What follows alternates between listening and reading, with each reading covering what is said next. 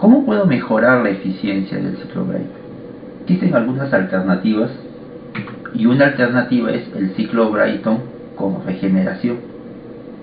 Estos gases calientes que salen del expansor se envían a un intercambiador de calor, este es el regenerador, con el objeto de calentar el aire que sale del compresor y tratar de recuperar esa energía, una parte al menos de ella, y pasárselas al aire que sale del compresor.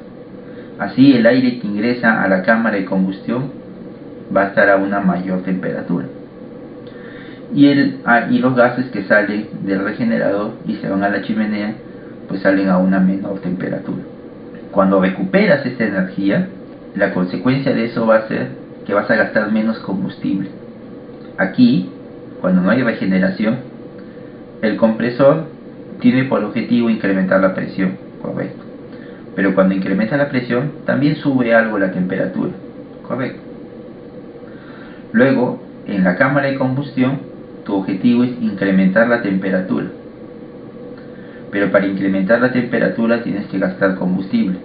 Si este aire que sale del compresor, que está más o menos caliente, tú lo pudieses calentar un poco más, pero sin gastar combustible, sería genial, ¿no?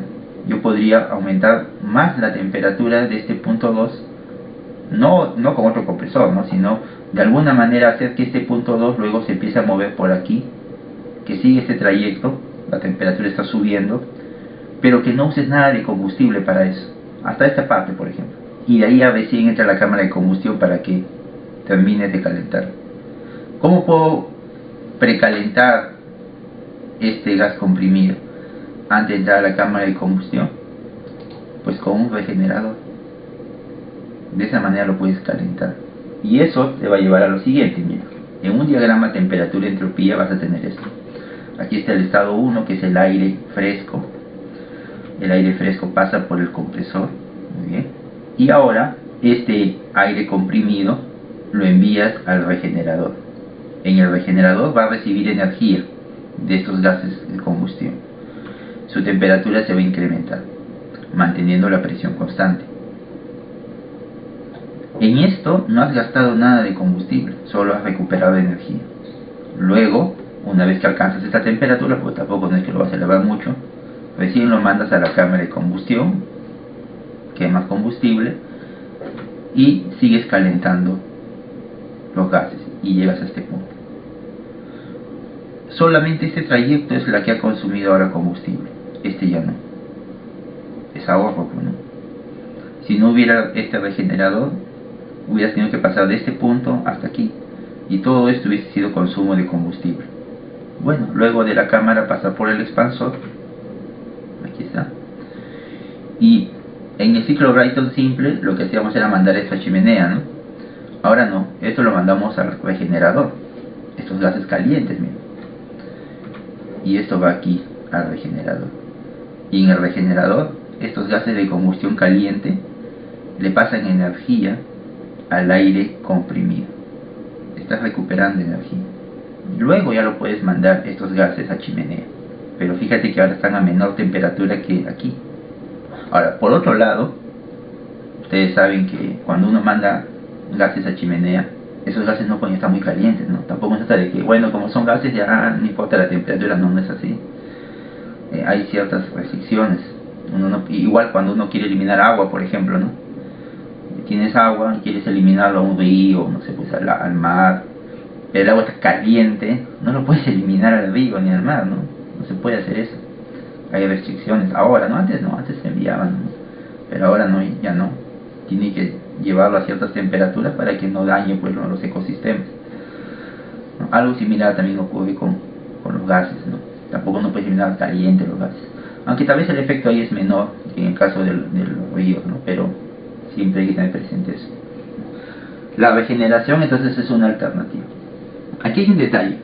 Si uno observa aquí este diagrama, dice, a ver, este punto 5 es aquí la entrada, ¿no? De los gases calientes, gases de combustión caliente, muy bien. Le está pasando energía y a este punto 3. Este punto 3 son los gases el aire comprimido que sale del regenerador, correcto. Quiere decir que aquí tengo un intercambiador de calor. Tengo el fluido caliente y por abajo el fluido frío. ¿Y qué dice la segunda ley de la termodinámica sobre esto? Que la energía siempre fluye del lado caliente al lado frío. Esta corriente está caliente, esta corriente está fría, ¿no? Y va a fluir entonces. Pero fíjate bien en el diagrama. El punto 5 es el gas caliente que va hacia el intercambiador. El punto 2 es el gas frío que va hacia el intercambiador. Si tú solamente miras el punto 5 y el punto 2, pues tú podrás decir la energía fluye del lado caliente al lado frío. Hasta ahí está bien. Pero cuando ya ves en sí cómo está distribuido, fíjate acá cómo está distribuido. Fíjate que el punto 2, o sea, el gas que está entrando, este aire frío que está entrando, no está en el mismo lugar del punto 5. Quien está junto o cerca al punto 5 es este punto 3. Es decir, este aire que está aquí en el punto 3. ¿Y dónde está aquí el punto 3? Está acá. Quiere decir que la energía está fluyendo desde este punto 5 hasta ese punto 3, desde este punto 6 hasta el punto 2, desde este punto que está aquí en la mitad hacia este punto que está en la mitad, así. Si te fijas solamente entre el punto 3 y el punto 5, te darás cuenta que ambos están a la misma temperatura. ¿Puede la energía fluir desde este punto hasta este punto si ambos están a la misma temperatura? La segunda ley de la termodinámica dice, la energía fluye desde un punto caliente a un punto frío, es decir, de un punto de alta temperatura a un punto de baja temperatura. Nunca de un punto de baja temperatura a un punto de alta temperatura. Pero ahí, en lo que he dicho, no se menciona qué pasa cuando ambos puntos están a la misma temperatura. ¿Puede la energía fluir? Y la segunda ley de la termodinámica te dice que sí, pero solo si estuvieses en un ambiente o en una situación totalmente ideal, que en la práctica no existe. Conceptualmente, cuando la energía fluye entre dos puntos que están a la misma temperatura, la variación de la entropía es cero y estaríamos frente a un proceso totalmente idealizado, que si tú lo quieres poner en práctica, si quieres construir o quieres tener este regenerador que haga esto, pues va a ser imposible, no lo vas a poder construir. En la práctica eso no es posible. Entonces, ¿este diagrama está mal? No. Esto de aquí es una situación ideal, cuando estas temperaturas están a la misma altura. Si este punto 3 estuviese más arriba que este punto 5, o sea, tuviese una mayor temperatura que el punto 5, eso sí estaría completamente mal, ni siquiera, esa no es posible para nada, ni siquiera en el plano teórico, porque estaría yéndose en contra de la segunda ley de la termodinámica. Porque ¿cómo la energía va a fluir de aquí para allá si el punto 3 está a mayor temperatura? Eso no es posible. Si este punto 3 estuviese más abajo que este punto 5, o sea, estuviese a una menor temperatura que el punto 5, pues ahí la energía definitivamente va a fluir, porque el punto 5 va a ser más caliente que el punto 3. El que estos dos puntos estén a la misma altura solamente indica que es una situación idealizada. Estamos en el límite de la segunda ley de la termodinámica, que solamente existe en un plano teórico, pero no en un plano real, en plano práctico. Entonces, ¿cómo debe ser la regeneración? Debe ser así. Este punto 3 tiene que estar ubicado por debajo del punto 5, me refiero en cuanto a temperatura. Es decir, tiene que haber un delta de temperatura entre estos dos. O sea, aquí en este lado del intercambiador tiene que haber una diferencia de temperatura. Ni un intercambiador de calor trabaja así, con temperaturas iguales de ambos fluidos, ¿no? Y si usted quiere hacer esto, cuando haga sus cálculos va a encontrar que el intercambiador que funcione con dos temperaturas iguales para fluidos diferentes, pues ese intercambiador debe tener el tamaño del universo, o sea, un tamaño infinito. que en términos prácticos no se puede construir, pues, ¿no? Los intercambiadores siempre operan teniendo diferencia de temperaturas entre los fluidos que se ponen en contacto. Evidentemente el fluido caliente por encima del fluido frío, pues, ¿no? Y mientras más grande sea esta diferencia de temperaturas, más pequeño es el intercambiador, más rápida es la transferencia de calor. Pero mientras más grande también es esto, menos calor se transfiere. O sea, uno puede decir, bueno, si es bueno, entonces démosle más, no aumentemos más esto. Pero si aumentas esto, menos calor vas a transferir. ¿Por qué? Mira, ahorita vas a ver. No solamente, ojo, esta diferencia de temperatura tiene que darse entre estos dos puntos, ¿eh? También acá. Aquí también. Este punto 6 tiene que estar a una temperatura mayor al punto 2. O sea que también tiene que haber una diferencia de temperatura. ¿Tiene que ser igual? No. Pueden ser diferentes. Pero tiene que haber una diferencia.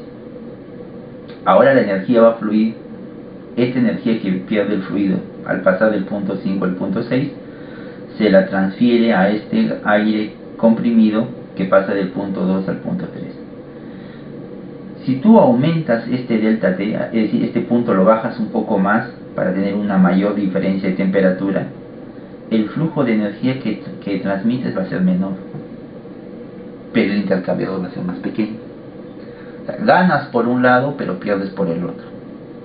Si tú dices, entonces lo voy a reducir, que sea más chiquito, este punto 3 lo voy a acercar un poquito más al punto 5. Muy bien, vas a transferir más energía, genial, pero tu intercambiador va a ser más grande. Y más grande implica que cuesta más comprarlo y operarlo. Voy a gastar más en un intercambiador más grande, pero voy a ahorrar porque voy a transmitir más energía, voy a recuperar más energía. Gastas por un lado, ahorras por otro. Si aumentas esta diferencia de temperatura, pues vas a transferir menos. Bueno, no voy a recuperar tanto, o sea que vas a perder más calor, pero vas a ganar porque el intercambiador va a ser más chiquito. Uno tiene que buscar un balance, un equilibrio, ¿no? ¿Qué es lo más adecuado? Y para esa decisión hay que tener en cuenta otros criterios, como por ejemplo aspectos económicos, ¿no? Aquí, cuando hablamos de un proceso o una etapa de regeneración en el ciclo Brayton, nos referimos a colocar un intercambiador de tal manera que se recupere la energía de los gases de combustión y esa energía se utilice para calentar el aire comprimido. Y eso se hace con un intercambiador de calor, pero teniendo presente esto. ¿Puedo trabajar así, como está aquí? Sí lo puedes hacer. Es más, si tú revisas en los libros, vas a ver que muchos ejercicios que salen en los libros trabajan así, donde estas temperaturas son iguales. Y está bien, porque no están transgrediendo la segunda ley de la termodinámica, solo que están trabajando en el caso límite, en una situación idealizada. Idealmente, esta es la máxima cantidad de calor que puedes transmitir. Otro aspecto también a tener en cuenta aquí es que para hacer esto hay que tener un poco de cuidado con el gas comprimido, el aire comprimido, ¿no? Lo que sale del compresor. ¿En qué sentido?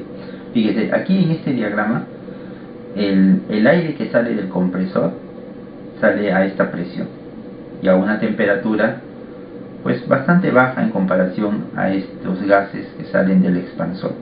¿Qué pasaría si nosotros hubiésemos colocado un sistema de compresión tal que la presión aquí en el punto 2 sea muy alta? Es decir, este punto 2 hubiese estado desplazado un poco más hacia arriba. Si tú comprimes a una mayor presión, la temperatura también va a aumentar, ¿no? Mientras más comprimes, más aumenta la temperatura. Aquí he aumentado más la presión a la salida del compresor. Mira, ¿ves? Aquí está aquí abajo y ahora lo voy a aumentar más. Cuando esta presión sube demasiado, esta temperatura también va a subir demasiado. ¿Y qué va a ocurrir con eso? Que se va a acercar a esta temperatura de aquí y el resultado va a ser este, si es que colocas una etapa de regeneración. Ojo, y solamente estoy considerando como si el regenerador fuese ideal, es decir, la temperatura del punto 3 igual a la temperatura del punto 5. Cuando tú elevas mucho la presión aquí, El resultado de eso te va a llevar a que este punto, tal vez el punto 5, salga un poquito más abajo, o sea, se acerque más al punto 2. Y si se acerca más al punto 2 y aplicas una regeneración, la cantidad de energía que puedes recuperar es esta. Es menor a lo que hubiese podido recuperar si es que la presión no hubiese sido tan alta. Uno podría estar pensando, entonces no subamos tanto la presión, que el punto 2 esté un poquito más abajo. Ya, pero si haces eso, entonces te vas a ubicar por acá, vamos a suponer, ¿ok? A una presión no tan alta. Pero una presión no tan alta te va a llevar a que generes menos trabajo, porque te va a ir el punto 4 por aquí tal vez. O sea, vas a generar menos trabajo al final, si es que no elevas mucho la presión. Pero vas a recuperar más energía, pero vas a generar menos trabajo. Si aumentas más la presión, vas a generar tal vez más trabajo, pero vas a recuperar menos energía. Hay muchas variantes, muchas opciones en donde uno puede ir analizando y ir buscando la mejor situación.